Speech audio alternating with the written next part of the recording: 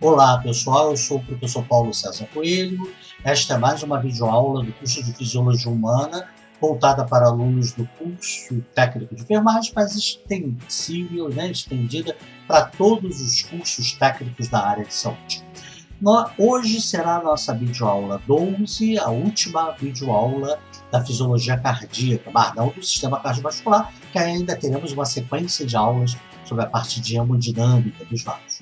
Na nossa primeira videoaula de fisiologia cardíaca, nós vamos os aspectos específicos fisiológicos da fibra muscular cardíaca em comparação com outras fibras musculares, notadamente com a fibra muscular esquelética. Depois vimos a fisiologia do sistema centromotor e, na última aula, o ciclo cardíaco.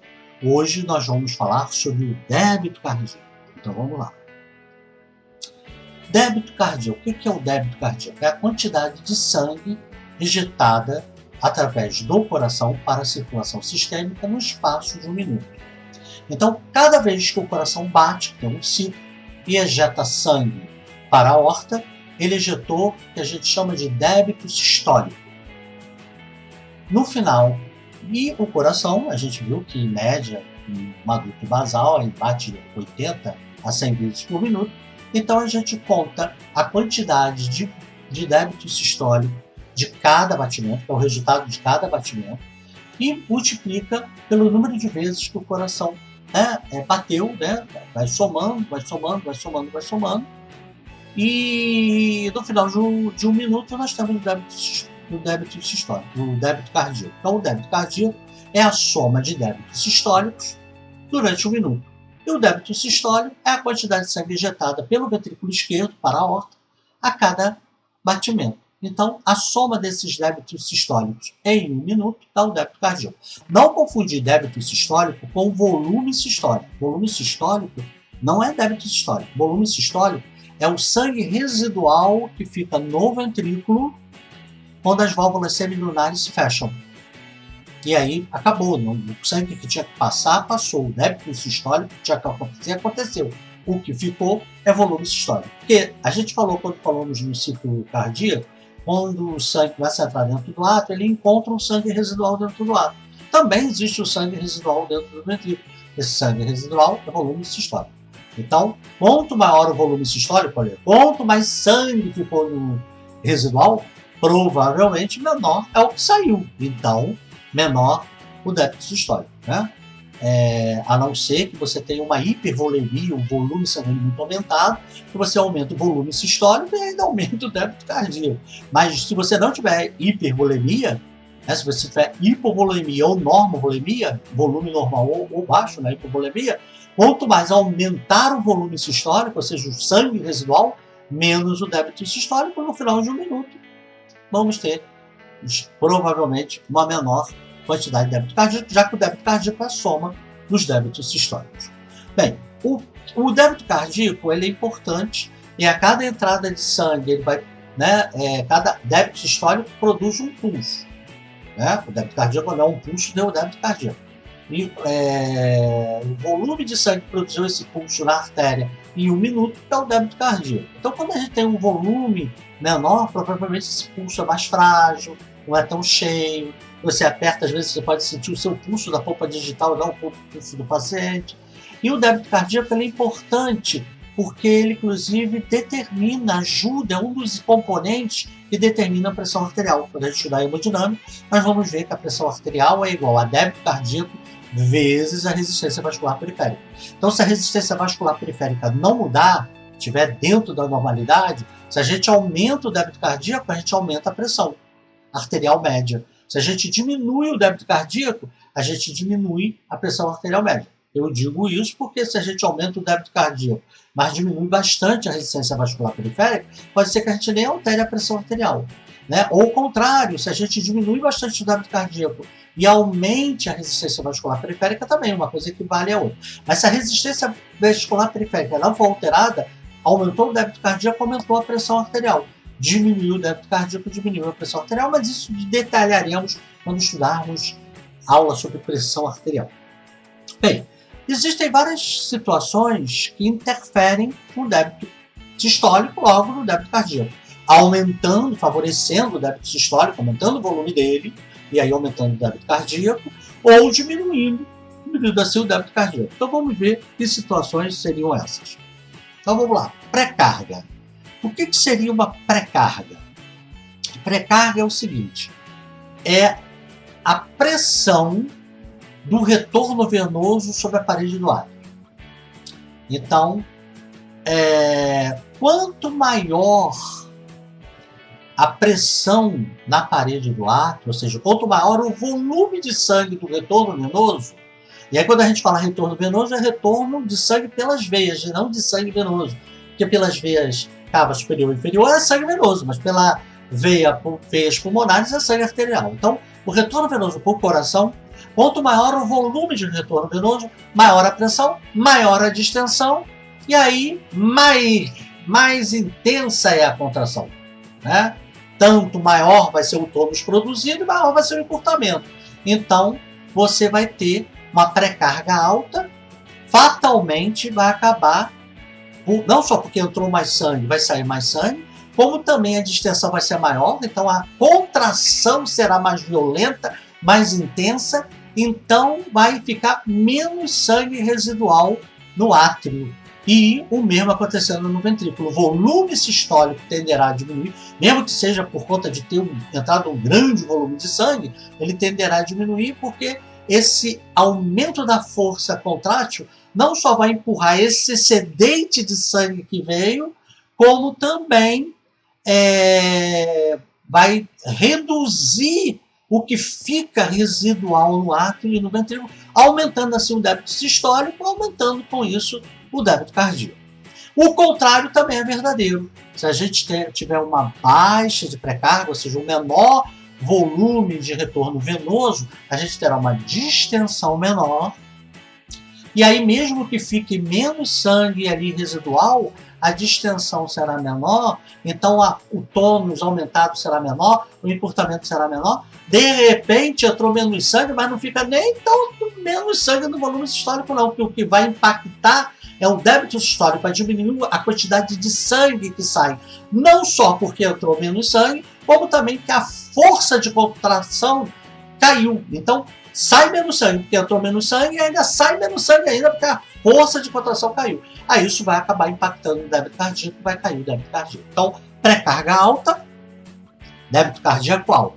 Pré-carga baixa, débito cardíaco baixo. E a pré-carga é essa pressão aí do retorno venoso na parede dos átrios e que depois vai repercutir na parede dos ventrículos e assim por diante. Beleza? Agora, pós-carga. Pós-carga é a pressão que o ventrículo esquerdo tem que vencer na aorta. Então, aí é o contrário. Enquanto que a pré-carga alta aumenta o débito cardíaco e a pré-carga baixa diminui, aqui é o contrário.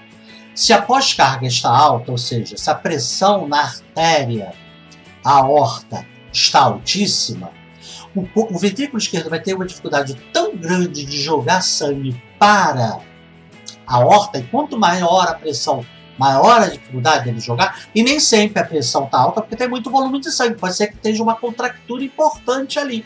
E aí vai aumentar o volume sistólico, ou seja, o volume de sangue residual no ventrículo após o final da sístole vai aumentar, porque ele vai lentificar a saída desse sangue. O débito sistólico diminuirá e isso tenderá a diminuir o débito cardíaco. Já ao contrário, se a pressão é muito baixa, não importa que tem pouco volume de sangue, ou porque o vaso está dilatado, e aí o ventrículo esquerdo está tendo uma dificuldade menor do que o habitual para jogar sangue ali durante a sístole, ele vai jogar muito mais sangue, o volume sistólico vai reduzir, não vai aumentar, e o débito sistólico tenderá a aumentar, porque vai sair mais sangue do que aumenta, e isso tenderá a aumentar o débito cardíaco. Então, pré-carga alta aumenta o débito cardíaco, pré-carga baixa diminui o débito cardíaco, porém, pós-carga alta tem o efeito contrário, é inversamente proporcional. Pós-carga alta, débito cardíaco baixo, pós-carga baixa, débito cardíaco alto. Hipertrofia muscular. Aumenta ou diminui o débito? Depende. Se é uma hipertrofia cêntrica, né, em que a musculatura aumenta, mas não altera a circunferência interna da cavidade oca do coração, ou seja, os átrios e os ventrículos não tiveram alteração da circunferência, esse aumento da massa muscular do miocárdio, todas as vezes que ele contrai, ele vai produzir um tônus maior, um encurtamento maior e a injeção será maior. Então essa hipertrofia cêntrica, como se chama, ela vai injetar mais sangue, vai aumentar o débito cardíaco. Isso acontece em atletas de alta performance no auge da sua atividade física, em crianças menores, né, em bebezinhos, com o coração como ele bate, né, em basal, 100 a 160 batimentos por minuto, quando não chega a 200, quando está no auge de uma gritaria, 180, ele tende a aumentar, mas não altera a circunferência. Então, essa hipertrofia muscular cêntrica aumenta a injeção de sangue, aumenta o débito sistólico, reduz o volume sistólico, logo aumenta o débito cardíaco. Agora, essa hipertrofia é causada por excesso de intoxicação alcoólica crônica, alcoolismo crônico, por deficiência de certas vitaminas do complexo B, por infecção fúngica, bacteriana, uma endocardite, uma miocardite, por doença de Chagas, por hipertensão, né, que você tem que vencer tanto, a pós-carga é tão alta, e a hipertensão não controlada, e a pessoa deixa para lá, o coração vai aumentando, ele vai aumentando, aumentando, aumentando, enquanto está aumentando e não altera a circunferência, beleza, está aumentando o débito cardíaco. Alterou a circunferência, ou seja, aumentou a circunferência do coração, não só aumentou a silhueta cardíaca, a cardiomegalia não aumentou só, houve uma hipertrofia muscular, como também a cardiomegalia aumentou a circunferência, aí você diminui o débito cardíaco. Por quê? Porque as fibras elásticas, pela lei de Frank-Starling, se a gente puxa, dá uma distensão, a gente tem uma contração, né, idêntica à força de distensão. Eu distendi mais, contrai mais, eu distendi menos, contrai menos. Isso fibras elásticas de qualquer natureza, retinhas. As fibras elásticas curvas, como acontece no útero, no alvéolo pulmonar, e no estômago e aqui no coração, você também tem a mesma coisa. Quanto maior a distensão, maior a contração. Só que quando você tem uma circunferência, não é qualquer força que distende. Uma vez distendido, aí, quanto maior a força de distensão, maior a contração. Mas não é qualquer força que distende. Quanto maior a circunferência, maior a força necessária para distender e aí contrair. Então, quando você tem um coração musculoso, mas com a circunferência fisiológica, anatômica, normal, quando ele contrai, aquela massa muscular aumentada vai produzir mais tônus, mais encurtamento. Então, menor volume sistólico, mais débito sistólico, mais débito cardíaco. Agora, quando essa massa muscular aumenta, mas a circunferência aumenta, aí a necessidade de pré-carga para distender o coração vai ser muito maior. E aí o impacto vai ser menor. Então aí vira um grande bulbo otário, um GBO. Ele, né, todo grandão, mas com a circunferência aumentada, como acontece nessas patologias, nessas intoxicações ou nessas hipovitaminoses. E aí você precisa de muito mais sangue. E se você não tiver aquele muito mais sangue, você vai distender menos. Maior volume de sangue, mas distende menos. Logo você vai contrair menos. Logo vai ter um volume sistólico né, no ventrículo maior, que vai ficar ali que não ficaria. O débito sistólico vai cair, no final de um minuto, o débito cardíaco também. Então, a hipertrofia muscular aumenta, sim, o débito cardíaco, se for uma hipertrofia cêntrica, ou seja, sem alterar as circunferências da cavidade. Agora, quando é uma hipertrofia muscular heterocêntrica, em que altera a circunferência, aumenta a circunferência, como a pré-carga necessária para a distensão vai ter que ser muitas vezes maior, há uma tendência a uma queda do débito cardíaco. Beleza? A outra é a plasticidade do ventrículo esquerdo. Patologias inflamatórias, infecciosas ou não, né, que diminuem a plasticidade ou a necrose mesmo, em que o músculo cardíaco contrai, mas com tônus menor, não importa o resto do coração, não importa como esteja o ciclo, mas o ventrículo, por peculiaridades patológicas de sua parede, ele contrai, mas contrai com menos tônus. Então, a contração, a sístole ventricular esquerda, isovolumétrica, aumenta o tônus, mas não aumenta tanto, e aí o encurtamento, a sístole isotónica também será prejudicada, o encurtamento será menor, a gente diminui o volume aumenta o volume sistólico, o sangue residual e cada vez que o ventrículo contrair, no final da contração vai ser maior, bom, isso vai diminuir o débito sistólico, diminuindo o débito cardíaco. Então, o calcanhar de Aquiles aí do coração do débito cardíaco é o ventrículo esquerdo. De repente, a alteração de plasticidade das outras cavidades não altera de maneira significativa ou não altera tanto quanto a plasticidade do VE. Essa é que é a mais complicada. Aí nós temos o cronotropismo. O que é cronotropismo? É a frequência. Então, cronotropismo positivo é quando a gente aumenta a frequência cardíaca. E cronotropismo negativo é quando a gente diminui a frequência cardíaca. Então, quanto maior o número de batimentos cardíacos por minuto, maior o débito sistólico, maior o débito cardíaco, já que débito cardíaco é a soma de débito sistólico por minuto. Então, se a gente tem muito mais débito sistólico, mesmo que o volume não seja lá grandes coisas, ou o volume é normal, mas o número de vezes que ele é ejetado aumentou no cronotropismo positivo, aumenta o débito cardíaco. Então, tudo aquilo que acelera o coração aumentará o débito cardíaco. Já o inotropismo é a força de contração. Inotropismo positivo é quando a gente tem um aumento da força de contração. Inotropismo negativo é quando a gente tem uma diminuição. Então, por exemplo, se a gente toma um medicamento, esse medicamento, independente da circunstância, quando o coração produz sístole, ele altera a bioquímica e a sístole é mais forte, com tônus maior, isso tenderá a aumentar o débito sistólico, vai reduzir o volume sistólico, o volume de sangue residual vai diminuir, então vai aumentar o débito cardíaco. O contrário, se o medicamento diminui a força de contração por atuar na musculatura, então, independente da pré-carga, da pós-carga, de todos os outros itens, ele não contrai como deveria, contrai menos, tem um inotropismo negativo, isso aumenta o volume residual, né, do volume sistólico, que é o volume de sangue residual no ventrículo, diminui o débito sistólico, diminuindo o débito cardíaco. Portanto, por exemplo, uma pessoa com uma insuficiência cardíaca, em que o coração está muito grande, não ejeta, ele tem que acelerar a frequência cardíaca para tentar compensar, porque se a galinha não consegue almoçar, jantar, então ela não tem papo para isso, então ela vai beliscando e de grão em grão ela enche o papo, não é? Então, se você não está conseguindo por alguma patologia, alguma situação farmacológica, alguma situação, você precisa de um débito cardíaco maior, mas não tem uma força para ejetar, aí a gente de repente aumenta o cronotropismo, né, para tentar compensar, já que o débito sistólico é fraco, o volume sistólico está aumentando, então vamos bater mais para, no final de um minuto, dar uma compensada. Bem, já que a gente está falando de insuficiência, né, a insuficiência cardíaca, nós temos, é uma das patologias ligadas aí ao débito cardíaco. Quando o débito cardíaco é baixo, mas você consegue fazer suas atividades, você não está em insuficiência. E aí, se houver necessidade, se o cara não tem nenhuma doença anatômica, nem funcional, no coração, nem nas suas regulações, nem nos seus volumes sanguíneos, aumenta o débito. Se você está numa vida mais sedentária, numa situação mais de repouso, diminui o débito, vida que segue.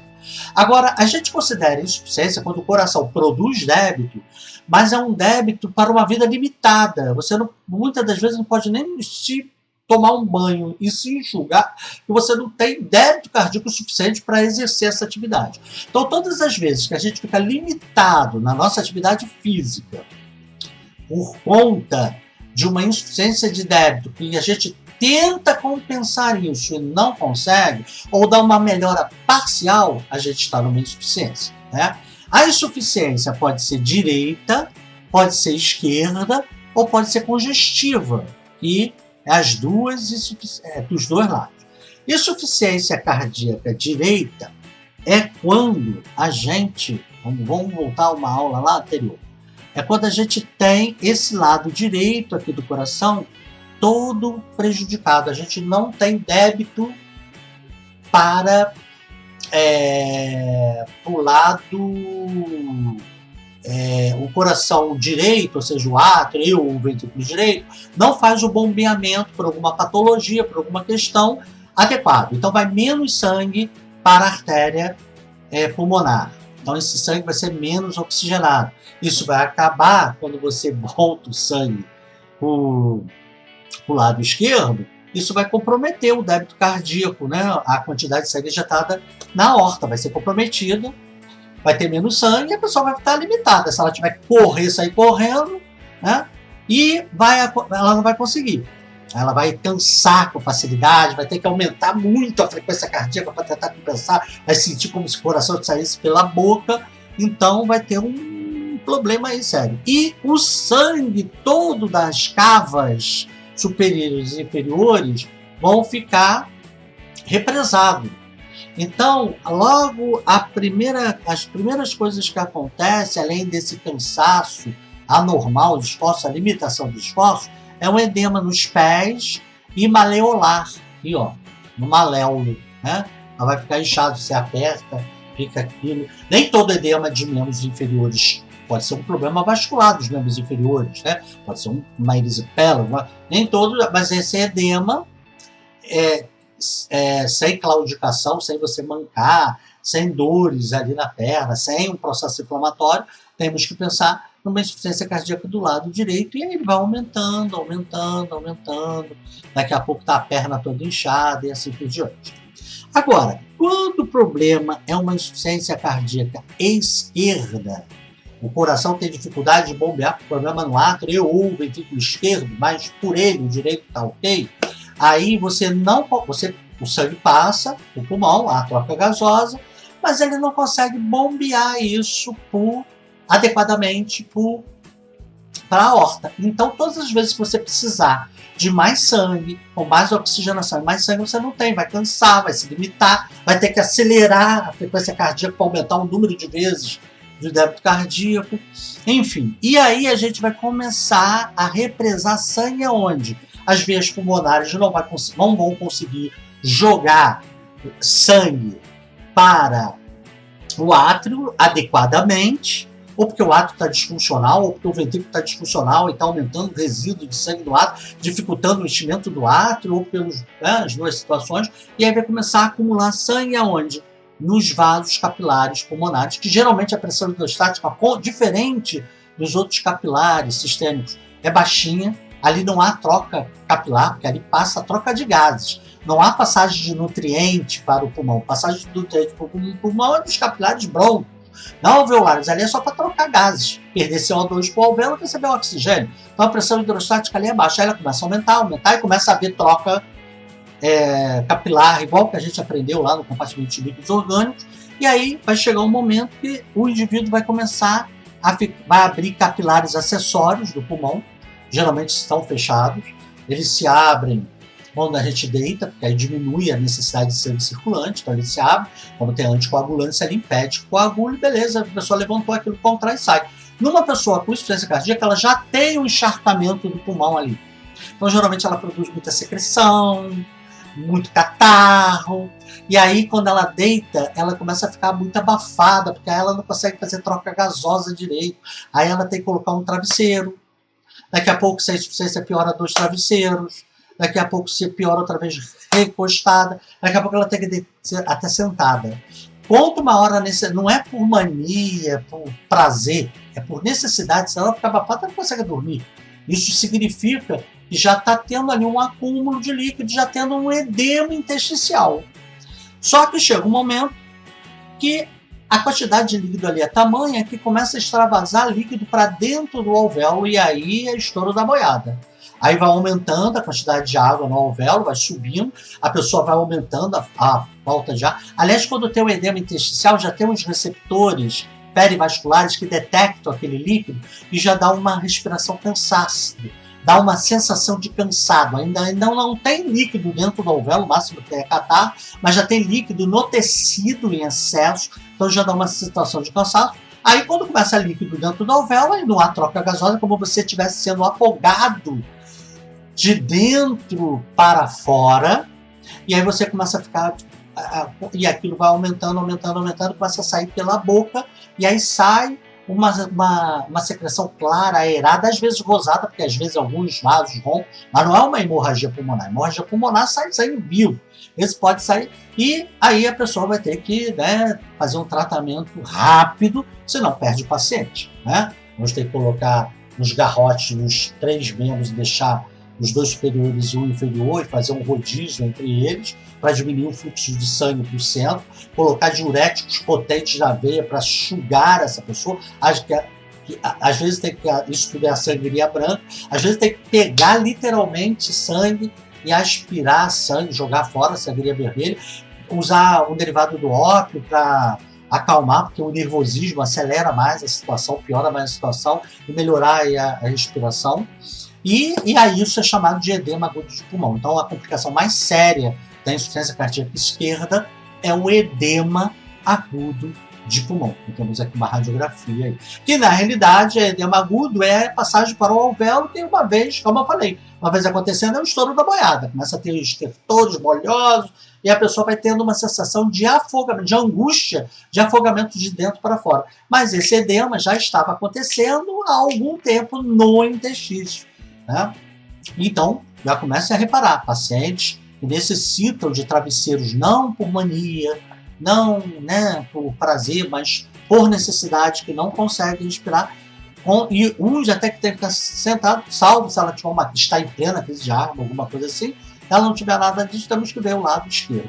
E a insuficiência cardíaca congestiva, que nós temos insuficiência tanto do lado direito quanto do lado esquerdo. Agora, na insuficiência cardíaca, enquanto há débito o suficiente para manter o indivíduo vivo, mesmo que com limitação de esforço físico, ele está na insuficiência, né? A insuficiência na sua fase aguda, o coração sempre acelera, tem o cronotopismo positivo, sempre acelera, e às vezes o paciente começa a se queixar de palpitação, porque ele mesmo sentado, aquele coração acelera. Nesse momento, não pode usar medicamento para bloquear a frequência cardíaca alta, por mais que isso seja angustiante para o paciente. Não, senão a gente mata. Isso é o que está mantendo ele vivo, aumentando o número de débito sistólico para compensar, ou para tentar mantê-lo vivo. Então, o que vai fazer diminuir a frequência cardíaca aí? É tratar a causa da insuficiência cardíaca, ou usar medicamentos cardiotônicos, como os digitálicos, que têm um efeito inotrópico positivo, que atuam, independente de como esteja esse coração, na fibra muscular cardíaca, aumentando a força. E aí, aumentando a força, à medida que o débito vai melhorando, a frequência cardíaca por si só vai se reduzindo.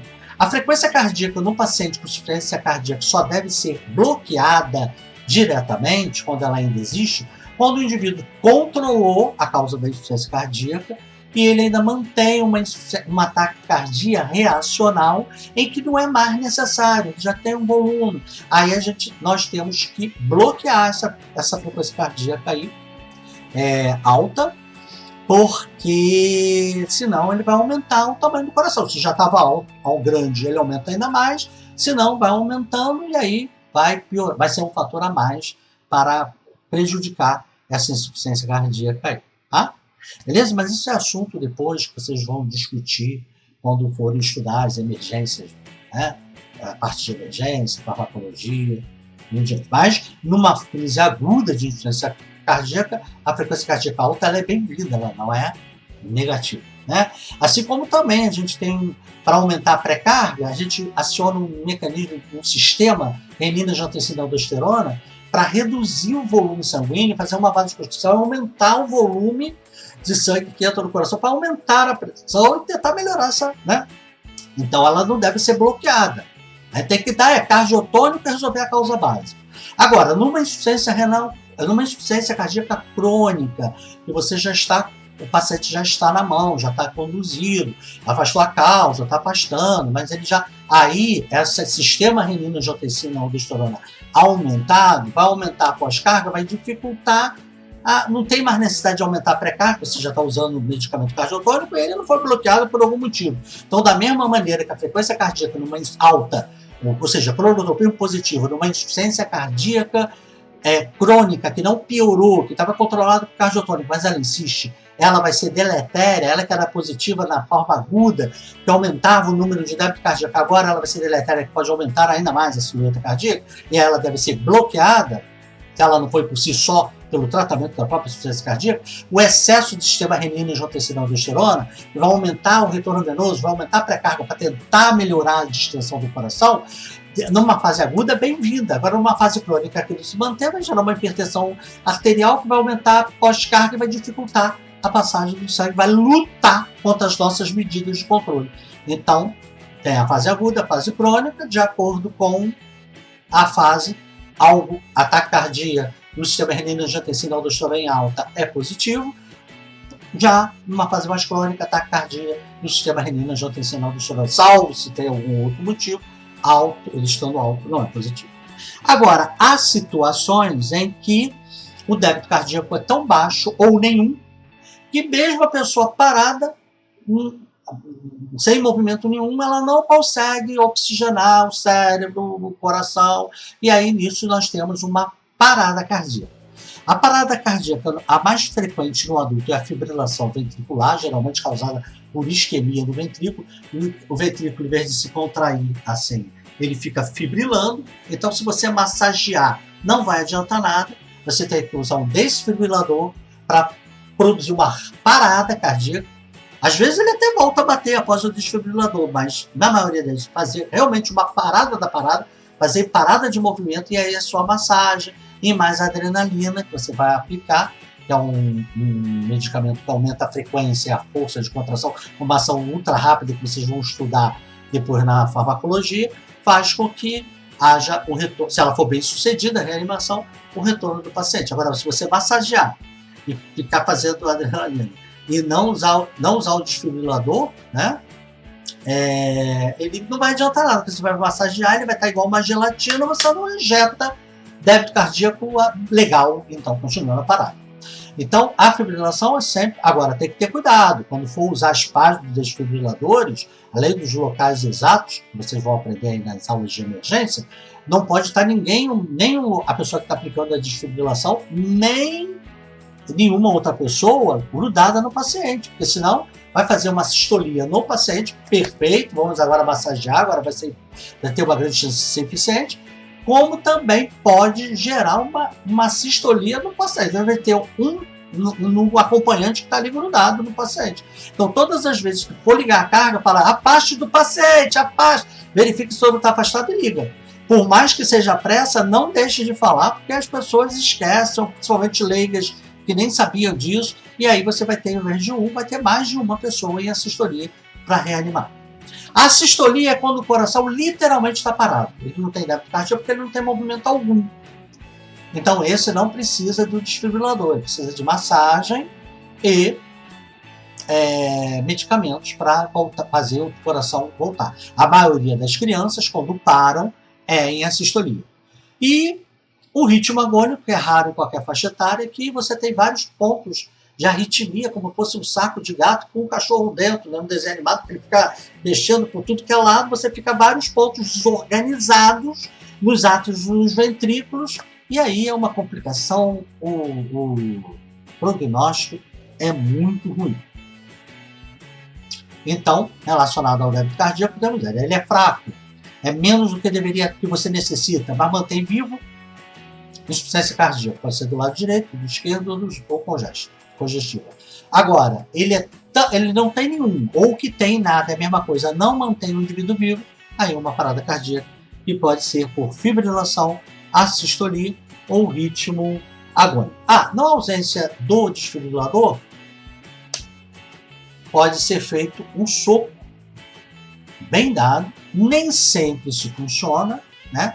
Isso é meio assim, não tem o que fazer, né? Como também você dá um soco, né? Aí você pode fazer uma sistolia. Nem sempre, às vezes, sai com a costela toda quebrada, mas é uma tentativa. Mas isso não substitui o desfibrilador. Se você tiver um desfibrilador, o que deve ser usado é o desfibrilador, e não um soco nenhum, porque nem sempre isso vai ser resolvido, né? E como é que a gente sabe se é uma sistolia, um ritmo agônico ou uma fibrilação ventricular? Pelo traçado eletrocardiográfico. Agora, se está num lugar que não tem esse traçado eletrocardiográfico e não tem como ver isso, aí já sabe, adulto, fibrilação ventricular, raramente é assistolia. E se você fizer um desfibrilador, continuará em assistolia. Agora, né, e se for fibrilação, ainda tem chance de sequestrar ele. Agora, se é um bebê, uma criança, aí raramente vai ser fibrilação ventricular e você vai fazer a sistolia. Pensando numa fibrilação ventricular, se ele tiver uma história, mesmo sendo criança, para isquemia cardíaca, e que não está resolvendo com as manobras de reanimação. Bem, como é que é feita as manobras de reanimação, quantas desfibrilações, vocês estudarem emergências médicas vocês vão verificar isso, tá? Bem, ficamos aqui, terminamos, portanto, com essa parte de débito cardíaco, a fisiologia cardíaca. Agora, dando continuidade à cardiovascular, nós vamos ter agora uma sequência de hemodinâmica, que nós vamos ver a fisiologia da circulação sanguínea. E, no nosso primeiro encontro da hemodinâmica, que será na videoaula 13, vamos discutir a fisiologia da circulação arterial. Até lá, pessoal. Aguardo vocês.